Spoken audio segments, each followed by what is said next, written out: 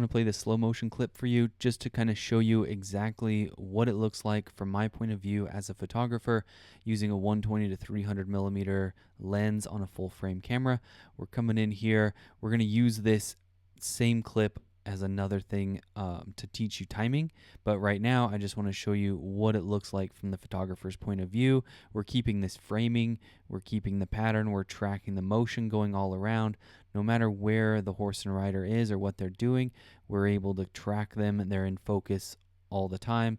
As this horse and rider is getting closer, we zoom out a little bit, but we don't want to get too wide. You don't want to lose all of that resolution. You want to keep everything close and in focus. But you see everywhere that they go, they're in focus, they're tracked, they're framed up well. We're zooming in and out with the run. Right here, it missed focus just a little bit, but it grabbed it again just a second later, so no big deal.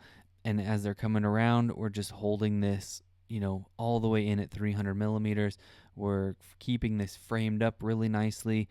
At no point does the horse and rider come out of the frame. There's enough there, like we're really close, and we're gonna crop to like an 8x10 or whatever, but we're not gonna have to crop it in a lot, and we're maintaining that resolution, those pixels, and as they run home, we're holding that zoomed in all the way until the very end. Now let's play this clip at regular speed so you can see exactly how fast they're going around these barrels, how fast this stuff happens, so you can kind of start getting used to this kind of speed. So when you're the photographer, you're ready for it.